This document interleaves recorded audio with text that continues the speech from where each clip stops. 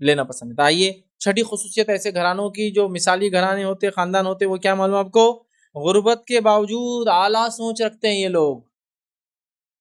آج ہماری غربت نے ہم کو کتنے برے لیول پہ لے گیا ہے نا۔ میں کیوں بول رہا ہوں یہ بات؟ دیکھیے مالداری میں کچھ لوگوں نے کچھ اچھے کام کیے، اس میں کوئی نئی بات کوئی بولے گا، کوئی نئی بات نہیں، لیکن نبی اکرم صلی اللہ علیہ وسلم غربت کے عالم میں، صحابہ غربت کے عالم میں بڑے بڑے کارنامے انجام دے رہے ہیں۔ ان کی سوچ دیکھیے اب اتنی اعلیٰ تھی غربت کے عالم میں بھی کہ جس کی کوئی انتہا نہیں تھی، یاد رکھیے اتنی اعلیٰ سوچ۔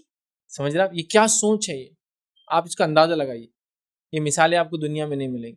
ہاں ایک بہت بڑے بادشاہ تھے، بادشاہ کے پاس ایک فقیر آیا، بادشاہ نے اتنا دیا کہ اس کو مالدار کر دیا، کوئی بڑی بات نہیں، کوئی بڑی بات نہیں، چونکہ مالدار اگر بادشاہ نے کیا تو اس کے دولت کا کتنے فیصد حصہ اس نے دیا اس غریب کو؟ کچھ بھی نہیں، 1% بھی نہیں ہوا، دے دیا اس نے، اس کے لیے تو بالکل نہیں، میل تھا ہاتھ کا۔ یہ مثالی گھرانے ہیں جو اپنے آپ پہ دوسروں کو ترجیح دیتے ہیں، غربت کے باوجود اعلیٰ سوچ رکھتے ہیں۔ آج ہماری غربت نے ہم کیا کر دیا؟ نہیں بھائی ہم غریب ہے تو ہم گالی دیتے ہیں، ہم غریب ہے تو ہم غلط کام کرتے ہیں، ہم غریب ہے تو چوری کرتے ہیں۔ یہ تمام لوگ کتنے غریب ہیں، ان کو تو پہننے کے لیے کپڑا نہیں ہے، عورتیں کو اگر گھر سے باہر نکلنا تو چادر نہیں ہے نکلنے کے لیے، بازو پڑوسی عورتیں سے مانگ کے نکل رہی ہے، اس کے بعد بھی سوچ یہ ہے کہ لوگوں کو کیسا دوں، لوگوں سے کیسا لوں نہیں۔ یہ سوچ ہونا چاہیے، کیا ہونا چاہیے؟ یہ سوچ ہونا چاہیے۔ یہ سوچ سے ہم پیچھے رہ گئے۔ حال ہی میں نے ایک عجیب چیز دیکھی، ایک تجربے کی بات کہہ رہا ہوں۔ عجیب چیز یہ دیکھی کہ ایک جگہ لوگ آئے ہوئے، پیشنٹس آئے ہوئے، علاج کے لیے لوگ آئے ہوئے، اور وہاں ان لوگوں کے اندر ایک ایسی خاتون آئی ہوئی ہے جس کو صرف ایک ہاتھ ہے اور دوسرا ہاتھ نہیں ہے، اس کا علاج کے لیے آئی ہوئی، لیکن پوری باپردہ ہے، پوری باپردہ ہے۔ کپڑے جو اس نے پہن رکھی ہے پردے کے اعتبار سے دیکھ کے لگ رہا ہے کہ غربت کی انتہا ہے، کہ کالا کپڑا جگہ جگہ سفید ہو چکا ہے دھبے اور پسینے کی وجہ سے، مطلب غربت کی انتہا، ہاتھ کا نہیں ہونا، اور اس ہاتھ میں آدھا ہاتھ تھا، اس آدھے ہاتھ کا بھی وہ استعمال برابر کر رہی تھی، اس میں اپنا پنیاں وغیرہ لٹکائی تھی جس میں سامان دوائیں جو ڈاکٹر نے دیا وہ بھر رہی تھی۔ اس پر میں نے کسی سے کہا کہ جا کر اس کی مدد کر دو، مدد کی مستحق دکھ رہی بیچاری، مدد کر دو، دوائیں ڈال دو وغیرہ کر دو۔ ایک چھوٹے بچے کو میں نے کہا، جو بچہ اس کے پاس گیا تو وہاں ایک دوسری عورت بازو تھی جو بوڑھی تھی، اس کو زیادہ ضرورت ہے، اچھا اس کا ایک ہاتھ بھی نہیں تھا اور ایک پیر بھی جو ہے پیرالائز تھا، سیدھا چل بھی نہیں سکتی تھی، ٹیڑھا چلتے ہیں نا جھک کر ویسا۔ وہ کہتی ہے کہ میری مدد مت کرو، وہ بازو جو بوڑھی عورت ہے نا، آپ ان کی مدد کر دو، وہ زیادہ بہتر ہے میری مدد سے۔ لیکن دوسروں کو ترجیح دینا اس کو بولتے ہیں۔ ایک بہت مالدار سیٹ تھے، انہوں نے نکال کے 10,000 روپے آپ کے ہاتھ میں دے دیے، کوئی بڑا کام نہیں کیا، چونکہ ان کے لیے 10,000 روپے نتھنگ ان کے اماؤنٹ کا۔ لیکن ایک آدمی کا 100 روپے تھا، اس میں نکال کے 50 آپ کو دیتا ہے، وہ اپنی ملکیت کا آدھا دے رہا ہے۔ کتنا دے رہا ہے؟ ہاف، آدھا دوسروں کو دینا ہے۔ تعجب ہوا مجھے، خود مستحق ہے، غریب ہے، مسکین ہے، ہاتھ نہیں ہے، پیر کام نہیں کرتا ہے، لیکن مدد دوسروں کی، اس کو بولتے ہیں اعلیٰ سوچ۔ دیکھیے عمل بعد میں ہوتا ہے چیزوں پر، ایک سوچ تو ڈیولپ کرو۔ ہماری سوچ تو اتنی گھٹیا ہے، سب کچھ ہونے کے بعد بھی میں یہ سوچتا ہوں کہ دوسروں کا میرے پاس کیسے آ جائے، ان کی مدد لوگ کیوں کرے، میری مدد کیوں نہیں کر رہے، فلاں چیز مجھے سہولت کیوں نہیں مل رہی ہے۔ یہ لوگ دینا چاہتے تھے۔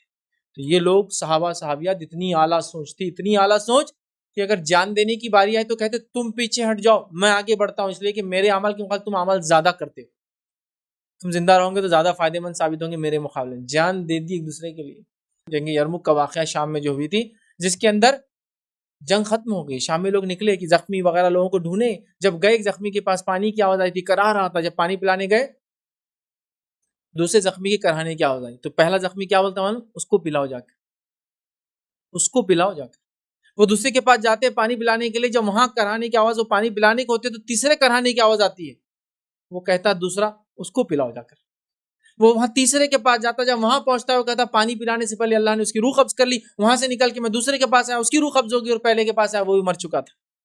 تینوں بغیر پانی پی کے گئے، تینوں دوسرے کو ترجیح دیتے ہوئے چلے، اس کو پہلے اور اس کو پہلے، کیونکہ اگر وہ زندہ رہا تو پانی پیا تو میرے سے زیادہ اجر ہوگا، ہو سکتا ہے زیادہ مستحق ہو، وہ پی لے۔ وہ سوچتا ہے نہیں اس کی آواز آ رہی، پہلے وہ پی لے تو مجھ سے زیادہ مستحق ہوگا۔